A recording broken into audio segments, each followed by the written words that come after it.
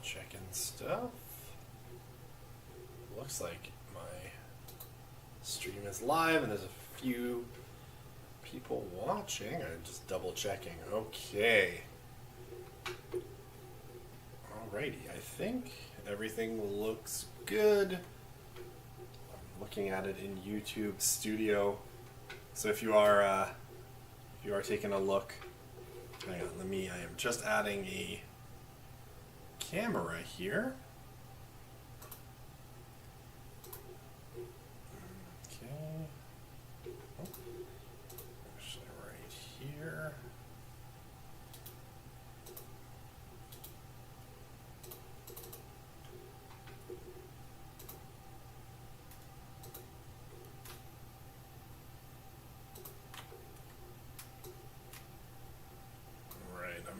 Myself. Here I am in my office. I'm gonna move myself up to the top corner here. Okay. If someone could just say hi on the Slido or in the chat, just to make sure that everybody can hear me, I would greatly appreciate that.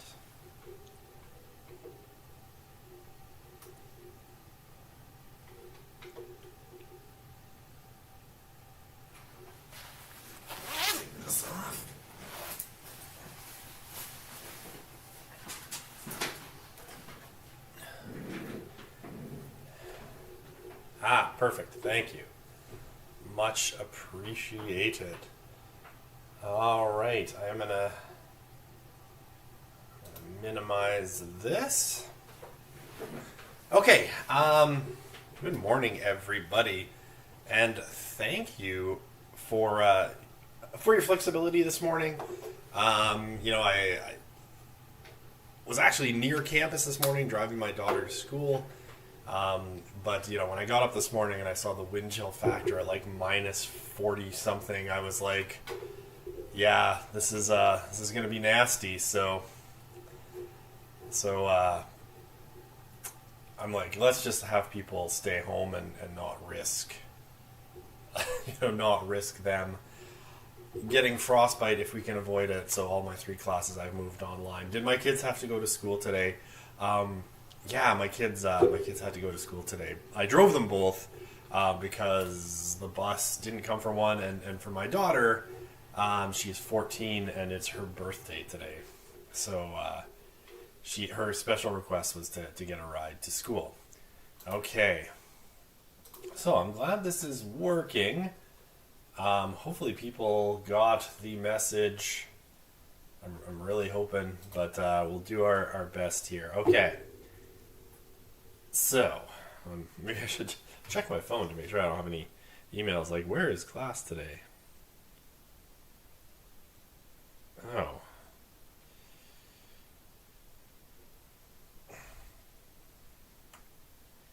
That is, alright. Okay, perfect. Yes, looks like people got the message. Alright, so I'm going to jump in here. We are going to talk about, what we were talking about last time.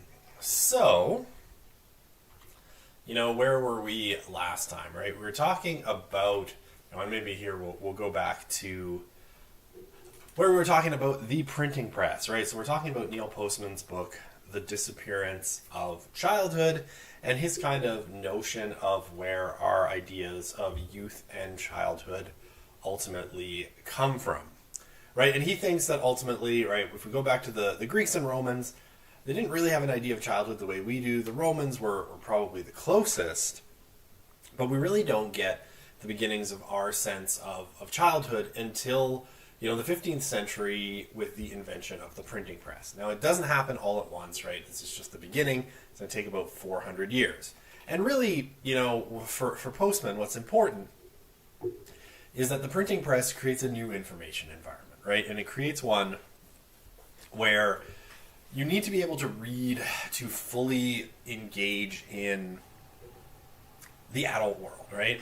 Because, suddenly the basis of adulthood becomes not just, not just speaking, but actually reading and writing as well, right? And as the economy gets more and more complex and tasks become more and more complex, we move into that more and more.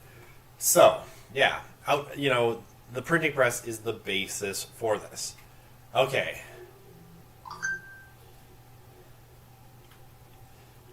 Yeah, EPS should have moved class online today.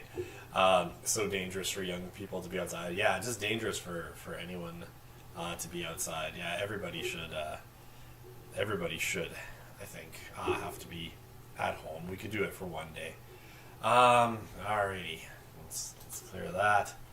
Okay, so we ended off on this slide. And I'll just say, right, if you're wanting to ask questions, you can use the Slido. I've got the chat on YouTube open as well, so feel free to, throw a comment in the chat. I'm keeping an eye on both. Okay, so Postman's 3 conditions for childhood, right? What does he think they were? Shame, right? And we talked about this in the context of, the Roman Empire, right? This idea that there are things that young people should not know, right? That there are things that adults should not be mentioning in front of children. He thinks that's part of the basis for childhood, right? That you need shame in order to have childhood in a realistic sense.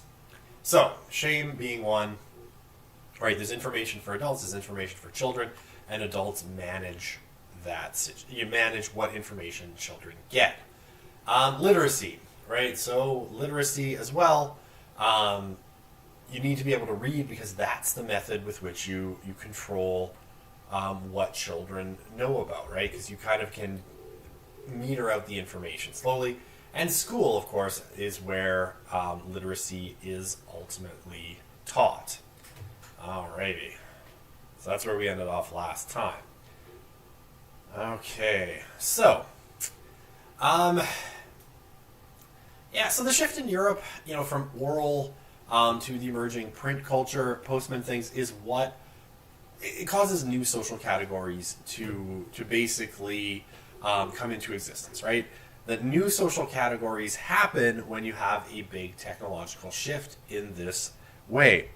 So when we're talking about this particular period of history, right, he thinks that children, the people who can't read, whose kind of cognitive abilities in terms of communication from a written perspective are not quite there, are ultimately created by, by the invention of the printing press and by the increasing need for literacy in society, right? So children become this separate class because they need to be taught how to function in print culture. And you see a distinct shift, right? Where education was something only for the elites, and even then a small subsection of the elites. It becomes a critical goal for people starting in this period, right? And, you can see this, right? So 120 years after the invention of the printing press, which historically is really not a very long time, you already have the Presbyterians in Scotland calling for a national system of education. And print, it impacts really, I don't think you can understate how much it impacts life in Europe, right? You go, prior to the invention of the printing press, right, Europe is entirely Catholic. In 1517, on Halloween, October 31st, 1517, right, you get the beginnings of the Protestant Reformation, which splits Europe between Catholic and Protestants. And then you get competition between Catholics and Protestants as to who's going to be the most powerful and the most advanced. Education, literacy, and technology start to play a role in this as well, right? And it's like everybody is fighting to try and become the most advanced, right? So this is really a huge shift in world history. Alrighty. Okay. So obviously, according to Postman, where literacy is high, there are schools, right? Because you need a place for this to be taught. Where there are schools, a concept of childhood starts to develop. And not, for nothing, one of the places that develops the most quickly in terms of its sense of youth and childhood is England, right? England, for lots of kind of cultural and historical reasons, is really, really kind of odd, right? And it ends up getting well ahead of the rest of Europe in many, many ways. And one of the ways is it has some of the most developed notions of childhood and a real focus on education. And you can see the shift, right? So, 1480, right? 40 years after the invention of the printing press, right? So you're still at the beginnings of this. There were 30 schools in England, right? So we're talking not here about the entire UK, right? We'll be talking about just, the part of the UK specifically that we would call England, right? So not Scotland, not Wales. 34 schools in all of England in that period. By 1660, right? So, it's not quite 2 centuries later. There's 440 schools, about one every 12 miles. So a big increase in the number of schools. And, a consequent kind of shift in the way people are thinking about childhood. All right. No questions so far, I guess. It's so weird doing this online again. I feel like shot back in time to COVID times, and I'm just not entirely at ease with this anymore. It's a little odd, but we'll muster through here. Okay.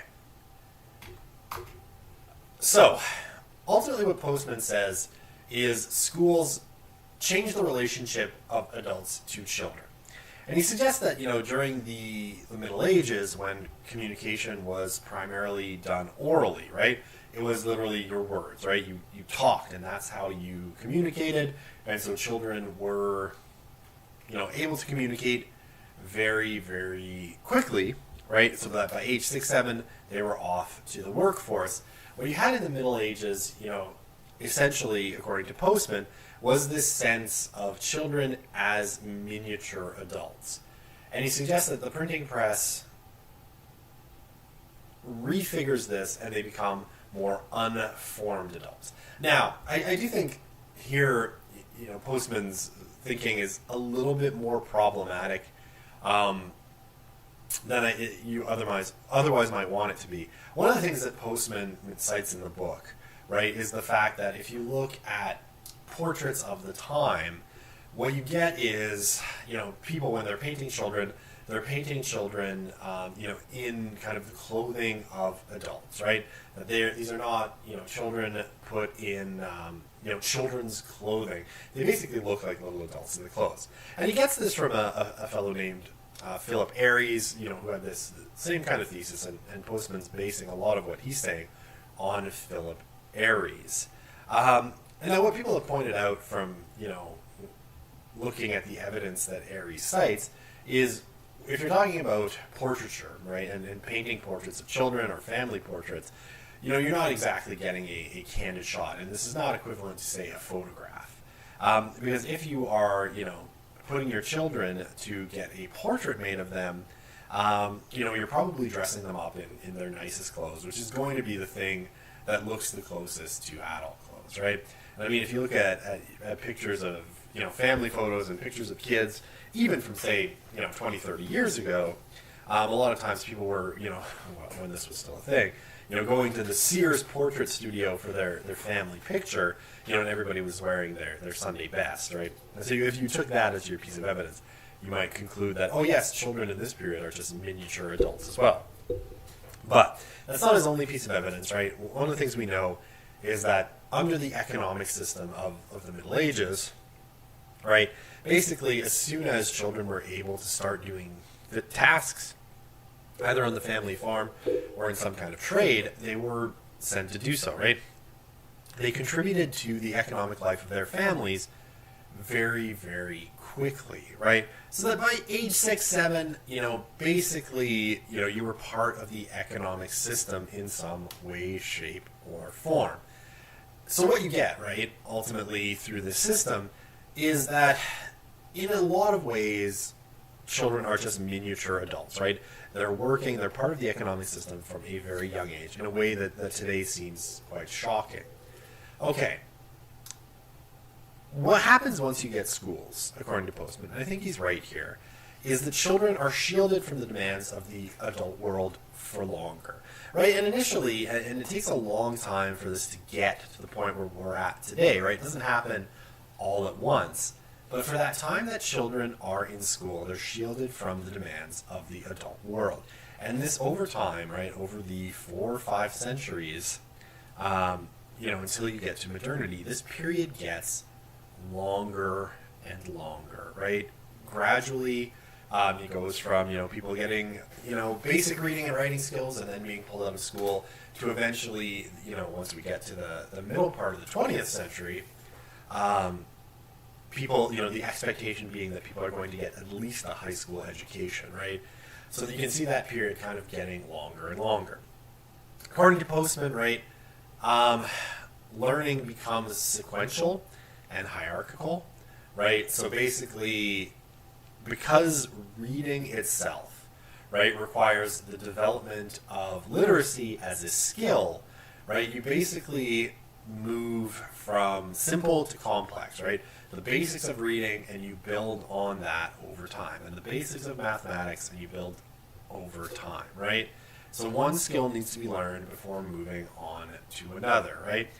The other thing that happens is, and what Postman suggests is once you cluster children together, you start to realize that different kinds of children have different kinds of commonalities, right? So you start to cluster children more and more by age, right? Because ability, in a lot of cases, when it comes to literacy or numeracy and these sorts of things, ends up being tied to physical development, especially physical development of the brain, right? So you start to notice that all 6-year-olds are kind of the same in terms of their ability to learn how to read. And all, 7-year-olds are kind of the same, and all 8-year-olds. And so you start to get this idea, again, it doesn't happen all at once. It takes a long time to get from where that starts to where we are today. But once that kind of gets started, you start to get this sense of like hierarchical, right? You're going to do the tasks of the first grade before you move on to the second grade, right? Now you still have things like one-room schoolhouses and these sorts of things that are features of the educational landscape for a long time. That's a function of the size of communities and the resources. But there does get to be this sense that, okay, 6-year-olds, 7-year-olds, 8-year-olds need to be learning different things because they are different in some way. Alrighty. I'll just go back here. Still no questions. Do feel free, again, to throw in questions into the chat or onto Slido as the spirit sort of takes you. Okay. So, by separating people into these classes, right, into school classes and all of that stuff, you do start to get distinctive forms of youth culture emerging. I'm trying to do too many things. I'm also checking my phone to make sure there's no emails for people who are confused about what's going on. Okay. Right. A couple things happen, right? You put people into classes, you start treating them as children in this case, right? You start to get the emergence of youth cultures, right? So yeah, I mean, and this is Postman's claim, right? When any group is formed on the basis of a characteristic, it's inevitable that other characteristics will be noticed. So people start to think about children in distinct ways, right? You start to get, for example, children's clothing, which Postman says by the end of the 16th century has become the norm. Children's language starts to differentiate, right, as it gets associated with the language that you can put in the books that you write for them. Books on pediatrics start to be written, right? So pediatric medicine as opposed to, medicine in general, right? So you start to get pediatrics written prior to 1600, right? So prior to the beginning of the 17th century. And the first books specifically published for children, so the first children's book published is, according to Postman, is this one, The History of Jack the Giant Killer, which is published in 1744, right? And so you start to get culture that's aimed specifically at children. So, there's a couple of things going on in this period as well that are significant and quite important, right? So the modern nuclear family starts to emerge, right? So you get the emergence of the modern nuclear family. Again, not all at once and not everywhere, but over time, right? So part of it has to do with wealth, right? Europe is going through, and certainly after, after the discovery of the Americas, Europe starts to become richer and richer, and you have a major although, okay, it had been getting richer and richer already prior to this, but it gets much richer after the discovery of the Americas, right? Because Europe gets access to all of these resources that it takes from North and South America. But you get the emergence of a really prosperous middle class, right? Merchants in particular, and honestly, the place where this happens first, in a major sense, is in England, because of things like protections of property rights, freer markets, the limitations on state power in England.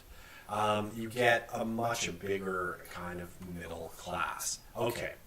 You also have, where though I'm loath to ever talk about a Protestant ethic, because I think Max Weber's book is dumb, even though I have it on the shelf behind me. I'm loath to talk about a Protestant ethic, but there is a sort of Protestant ethic in terms of literacy. And specifically, right, one of the kind of key features of Protestantism is an idea, ultimately,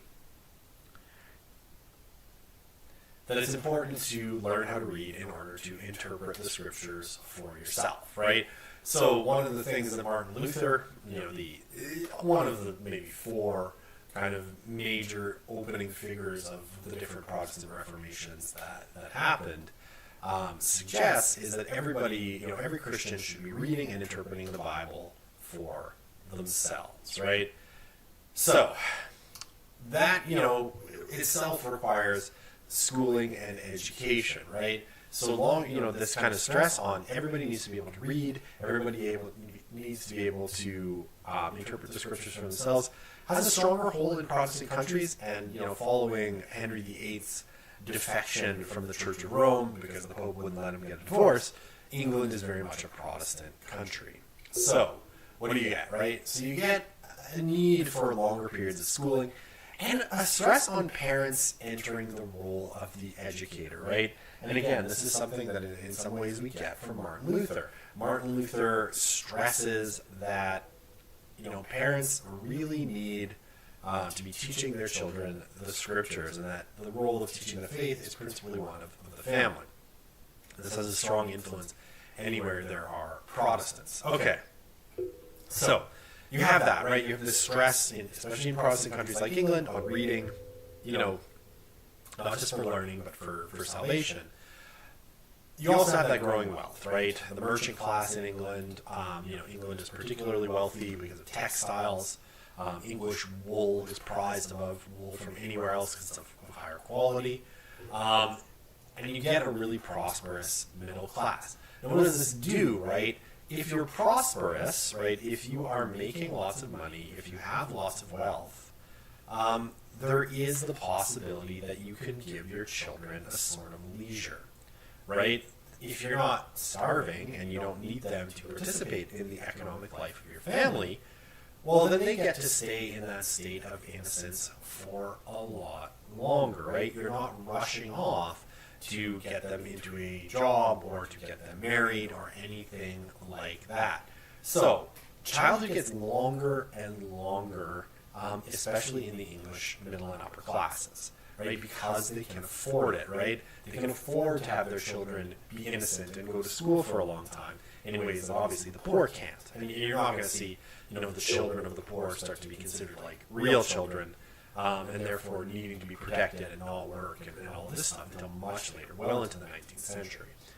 They become also the objects of conspicuous consumption, right? People who have wealth start to buy things for their children that their children would, beyond their children's kind of basic material needs. So special clothes, toys, books, right?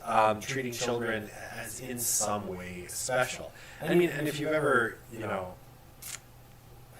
if you've ever seen the movie Peter Pan, right? The Disney one, like the old one, with the dog named Nanny, and you know, the good Peter Pan, the old ones. Hopefully you've all seen some Disney films. One of the other things you get is segmented homes, right? Homes with more rooms. And if you remember, you know, in the movie Peter Pan, right, you have the nursery, right, where Wendy and her two brothers are in the nursery, right? And there's the talk that as Wendy's getting older and is kind of no longer a child, she needs to move out of the nursery and then sort of take on a bigger, more prominent role in the family, right? This is the kind of story that's told in Peter Pan. This starts to happen, you know, amongst the English middle class, and by the time, you know, we're talking about Peter Pan, we're well along the way to the development of this. But you get homes, you know, Sydney says you just watched Peter Pan last night. That's funny, so you know what I'm talking about. That's perfect.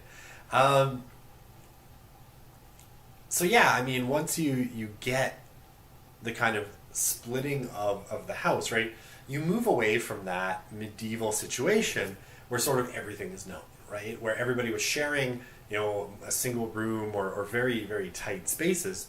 You start to get the ability to keep more things from children, right? More sense of propriety, more sense that, okay, you know, we can keep things from children. You know, there's certain knowledge that's for certain people. And right now this played out in all sorts of weird ways right now. I mean, if you've ever watched, you know, like Downton Abbey, right? Another show that it's mostly set in the 20th century, but same kind of thing, right? You get things like the sitting room, right, or the smoking room, where the men go off to talk about politics, right, while they smoke cigars and drink whiskey.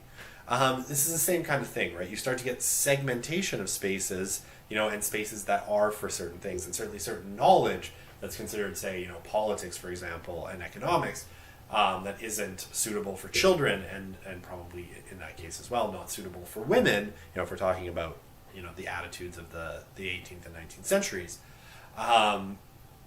You know, there's separate spaces where people can go and engage in those kinds of discourses, right? Now this, obviously, like I said, starts in the middle and upper classes, and it's going to take a really, really long time to trickle down to the poor and the working class, right? And, you know, again, if you think of, like, say something like the novels of Charles Dickens from the 19th century in England, right? There's very much, you know, young kids working in all, you know, as chimney sweeps, as in all sorts of manual labor, you know, to support themselves or support their families, right? So it takes a long time for this to trickle down to other parts of society. My voice is echoing. Hold on, let me see if I can turn the microphone down a little bit. That might help. I'm not sure if that helped. I turned the microphone down a little bit. Maybe I can sit back a little bit off the microphone and see if that helps. If you can just tell me if that's a little better, because I can't hear myself.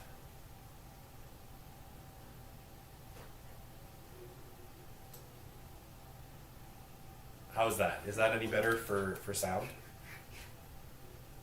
No one is answering, so I'm gonna keep going.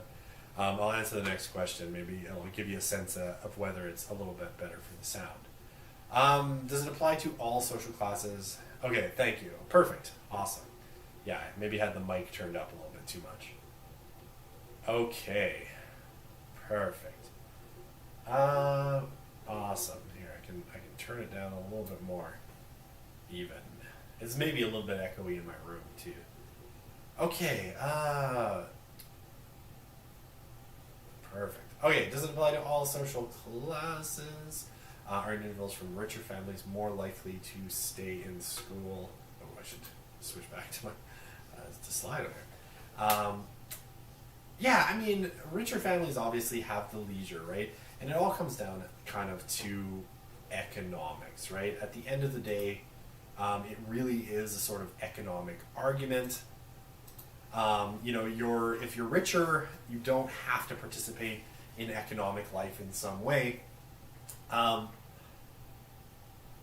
because your family can afford it, right? You're not starving, and it you know, it might be hard to kind of fathom, you know, our great remove from this history, and where, if we're talking about the modern world, obesity, and certainly Canada, obesity and having too many calories is actually, a far bigger problem for most people than starving. I mean, maybe until the inflation hit, and people were lining up at food banks. But for the most part, right, obesity in the modern world is a bigger problem than starvation. The way things are going, maybe we'll have to have our children go to work again soon to help us afford to live. But hopefully that doesn't happen. Okay, anyway, I'm being silly. It is really like when you have the wealth, right, so that you can support yourself, you can support, your family, you're not hungry, you have good shelter, all of these things, and some disposable income, your kids can stay in school for a lot longer. So if you are middle class, right, if you are urban and doing well, and especially once we get to industrialization in that kind of white-collar managerial class that starts to emerge, you get a much, much different kind of world, right? One where you can be in school for a really long time. And as this class starts to increase, right, as industrialization creates more and more wealth, more and more good jobs, right, as even workers start to get paid more, this expands. Now you also see this as well, like if you want to talk about, formation of the nuclear family, and especially the idea of something like the family wage, right, or the family breadwinner, where the male, partner in families can support the rest of the family based on just the money that they are making. You really start to see this again. And so things like, the idea of the stay-at-home wife, right? Or the mom that doesn't work, that sort of has the leisure to have raising the children be her principal, occupation. This is very much, and therefore, she can be the family educator. She can be the one who teaches the children, to read and write and all of these things, right? This is, again, a function of this growing wealth, first in England and then in other places. Because, right, prior to that, right, if you were living on the farm in the Middle Ages, right, everybody was working. Both parents, mom and dad, were working. Mom was working, whether she was,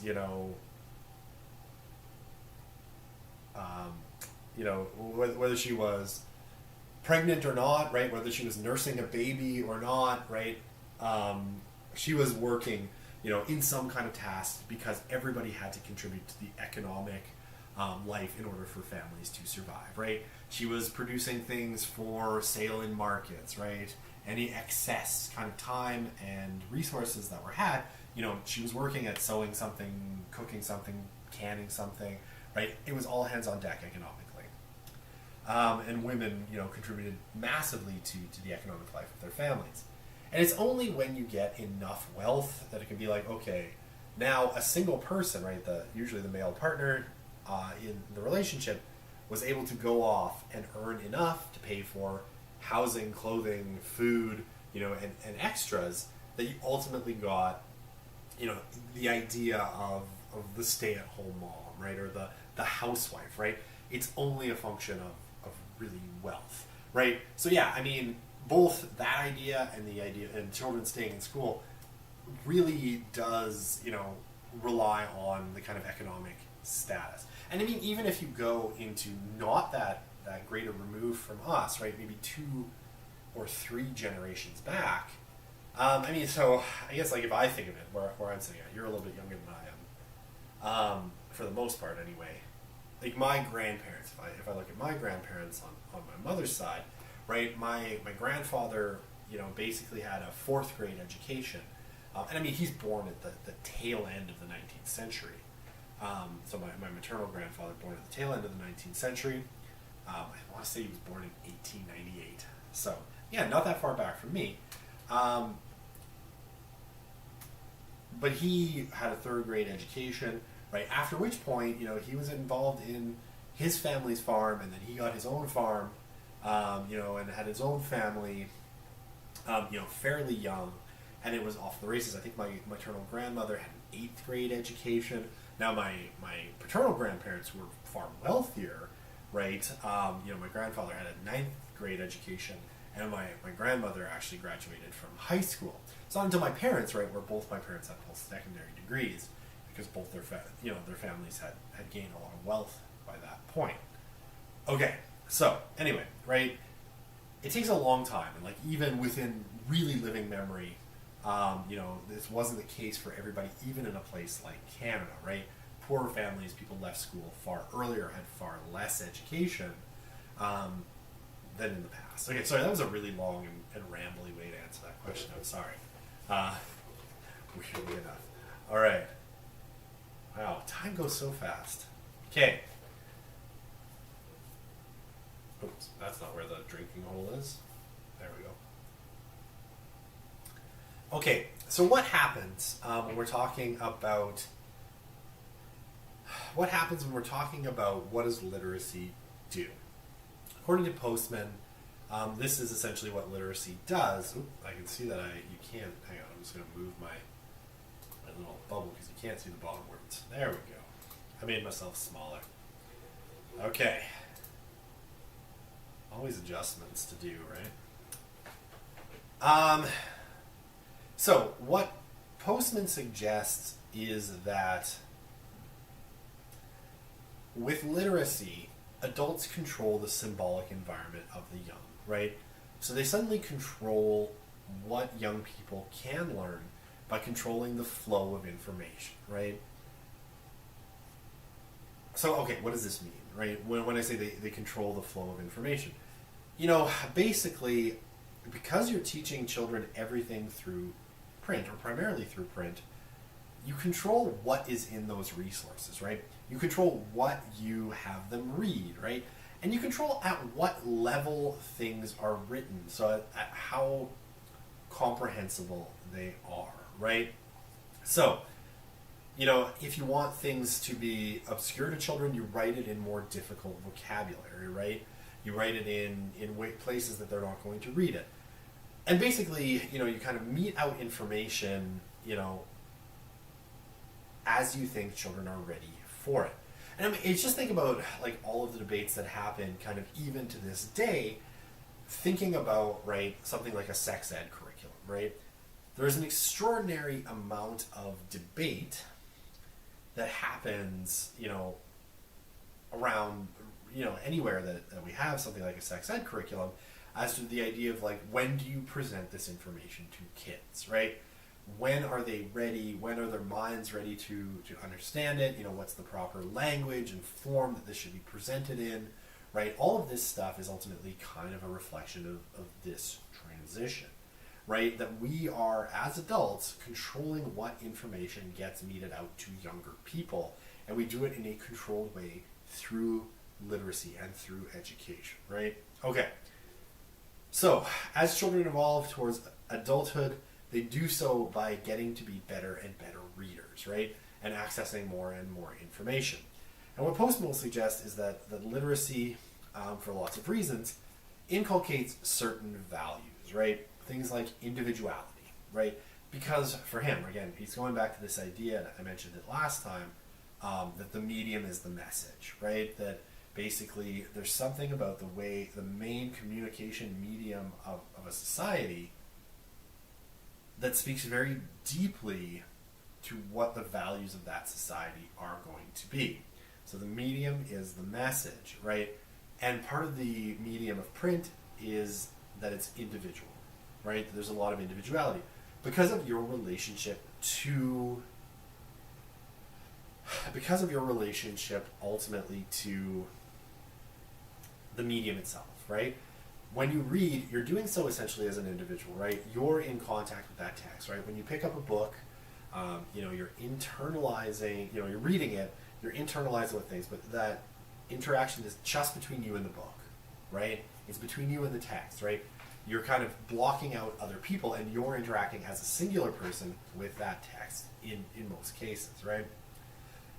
Interestingly, right, one of the things that, I can't remember if it's Postman that stresses this, but I've certainly heard it in other places, that in the Middle Ages, right, you definitely had people who could read, but one of the strange things is that like an inner dialogue, right, or, when you read for most people, right, you read the words in your head as if it was a voice in your head kind of reading it out, right? There are some people who can just look at them and know what the words are. They're relatively rare. Most people, right, it's like, see Jane run, you hear that and you hear those words in your head. Apparently during the Middle Ages this was a relative rarity, right? Where when people were reading a text, they would always be reading it aloud, or even if they were trying to kind of read it just to themselves, they were either having to whisper it or they would move their lips, along with the words that were there, because they didn't have this kind of relationship to the text, where they didn't have this like inner voice that had been created by the long relationship between people and print, right? That's sort of the takeaway.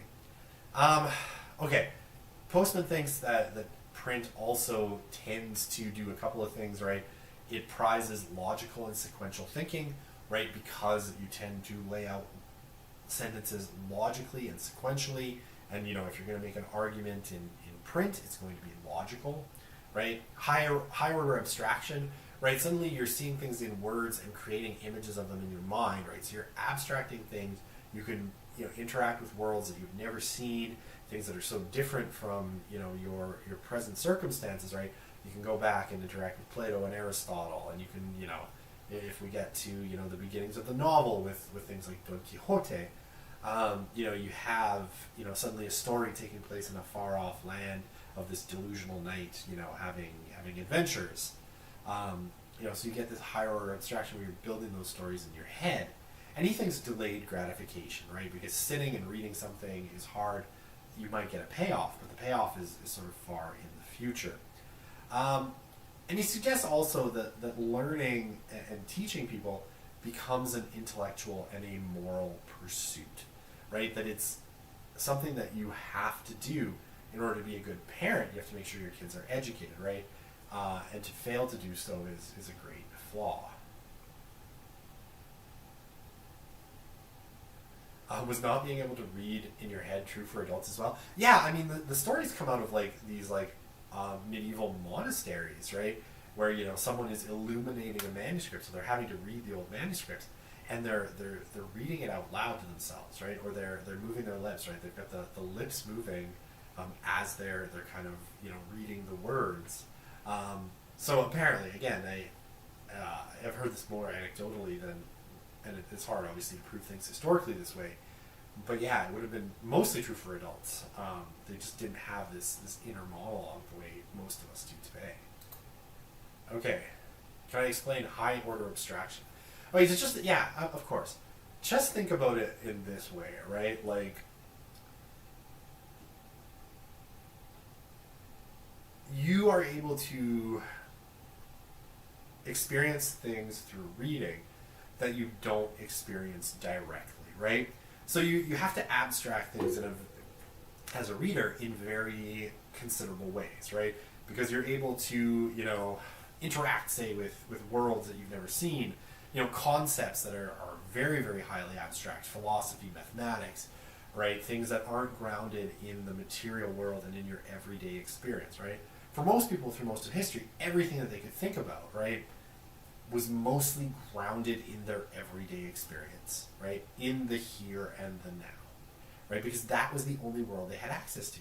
But once you get a whole world of print, right, suddenly you can interact with ideas that are much, much more abstract, right? That are much more, concepts like wild, mathematical, physical, philosophical concepts, fictions, all of these things that are very abstract compared to, your tangible everyday experience. I think that makes sense, right? You have to be able to abstract to once you start reading, you start abstracting, right? You start creating abstract concepts, and you start having a relationship to the world that includes a lot of things that you're not experiencing from a first-hand perspective.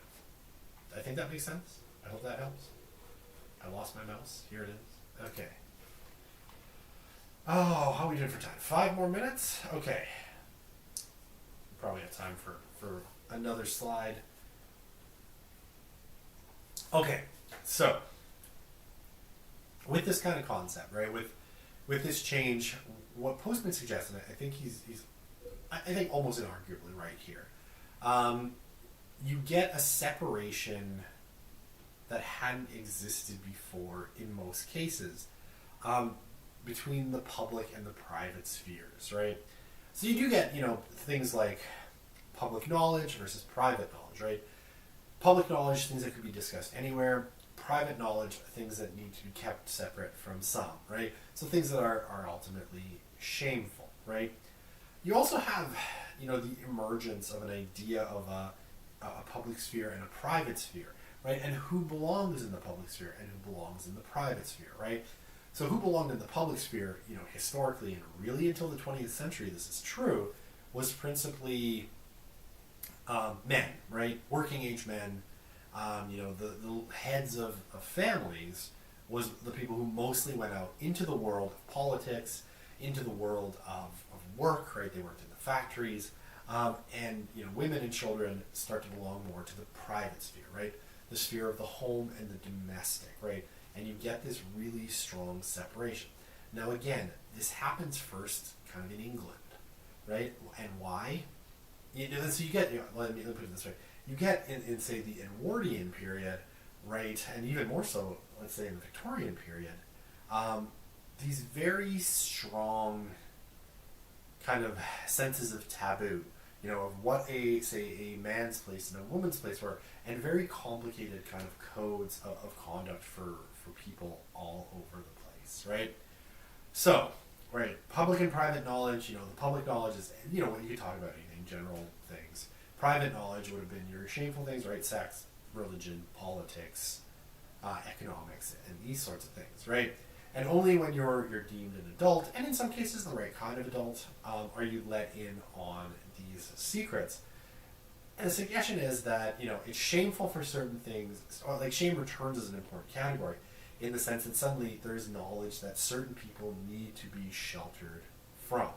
And this learning ultimately is under the supervision of teachers and parents. Okay,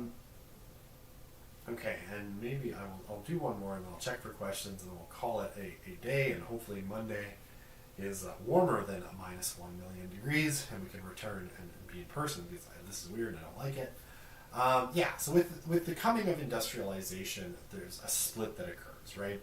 You get the split between upper and middle class people who have children. Lower class, children are part of the economic system. I mentioned this before. However, as we move through the period of industrialization and through the 19th into the 20th centuries, what will happen is, people from the upper and middle classes are looking at their children who have this leisure, who have innocence, who have the ability to develop and grow without the need to, be in the industrial mills or working somehow. And they start to look at their children, and they see in the children of the lower classes that these people are the same, right? While they might be poor, they are still children, and they start to externalize that, and you get the beginnings there from this imagination of seeing their own children in a particular way and being like, wow, those other people are children just like my children. An idea, ultimately, that those children too have to be protected in the same way as their own children. They should be innocent. They should be granted a time of innocence. They should be granted an education, right? All this sort of comes out of suddenly imagining those children in the same way as yours. Okay. I think we're out of my clock says 10:50, so we are out of time. If there's any final questions, happy to look at them here. Otherwise, I will end this stream right here, and then like I said, unless you hear from me on Monday, assume that class is in person. It's my thermometer says it's minus 38 outside, which is super fun, right? That's really, really cold. So, yeah, if you hear nothing from me, assume the class is in person on Monday. If it's still too cold, I'll try to send out the notice on Sunday afternoon, Sunday evening. I'm sorry, I just made the decision this morning. I was like, nah, it's too cold. And otherwise, we'll be back in person, and I look forward to seeing you. Have a great weekend. Hide somewhere incredibly warm and safe, and I'll see you then. All right. have a great rest of your day, and I hope you're somewhere warm.